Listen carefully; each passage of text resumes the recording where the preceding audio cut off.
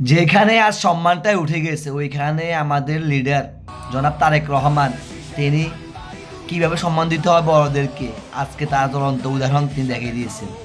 আজকে আমরা দেখি সাধারণ আমাদের গ্রাম অঞ্চলে আমাদের এলাকাতে যখন কেউ বয়সে ছোট, কেউ যদি টাকা পয়সার মালিক হয়, কেউ যদি একটু হেরন দাদার কষ্ট হয়, সে যে বাপ মূর্তি চলে ময় মুরব্বীদেরকে বয়সে তারা বড় আছে তাদেরকে সম্মান করে না। সে মনে করে সে একটা কিছু, কিন্তু আলহামদুলিল্লাহ তারেক রহমান তার ব্যতিক্রম। তিনি আগামী রাষ্ট্রনায়ক ইনশাআল্লাহ, আগামী প্রধানমন্ত্রী। কিন্তু তার যে চারিত্রিক গুণাবলীগুলো আমরা দেখতেছি এখন, আলহামদুলিল্লাহ আমরা অনেকে খুশি। আজকে তো অনেকেই দেখেছেন তারেক রহমানের সে ভিডিওটা আমার স্ক্রিনও আছে। তো ভাইয়া এর জন্য বলি মাঝে মাঝে তারেক রহমানকে আমরা কেন ভালোবাসবো না, তারেক রহমানকে কেন আমরা সাপোর্ট দিব না, তারেক রহমানের পাশে আমরা কেন থাকবো না, তাকে কেন আমরা ভোট দিয়ে জয়যুক্ত করবো না। ইনশাআল্লাহ আমরা তারেক রহমানকে আগামী 12 তারিখে দানের শীষ প্রতীকে ভোট দিয়ে জয়যুক্ত করব।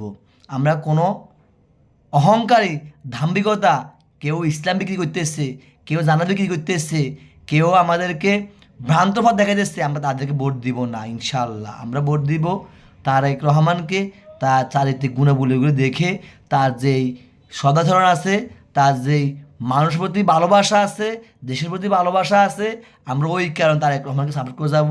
তারেক রহমানের পাশে থাকবো ইনশাআল্লাহ সবসময়, কখনো তাকে ছেড়ে যাব না। আর তেলবাজরা ভালো হয়েছেন, ঠিক আছে নি। আজকে তারেক রহমানটা দেখে তো সবাই হতভম্ব হয়ে গেছে, সবাই তো অবাক। কিভাবে সম্মান দিতে হয় তা লিডার থেকে শিখে নিন, কিভাবে বড়দেরকে সম্মান, ছোটোদেরকে স্নেহ, এগুলা লিডার থেকে শিখে নিন। কিভাবে সমাজের মানুষের সম্মান দিতে হয়, কিভাবে দেশে দিন মুসলিমের লোকেরাও নিজের কাছে টেনে নিতে হয়, ওইগুলো আমাদের লিডার থেকে শিখে নিন। যারা যারা এখনও রাজনীতিবিদরা আছেন, রাজনীতি করেন, এগুলা শিখে নেন তারেক রহমান থেকে। এগুলো আপনারা সবাই, শুধু তো একজন না, সবাই এগুলো শিখে নেবেন। তারেক রহমান শুধু আমাদের লিডার না, আমি মনে করি সারা সমগ্র বাংলাদেশের সকল শ্রেণী পেশা মানুষদের লিডার।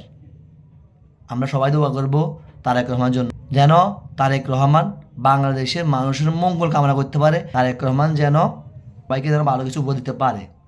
তারেক রহমান যেন আমাদের দেশের জন্য মঙ্গল বয়ে আনতে পারে।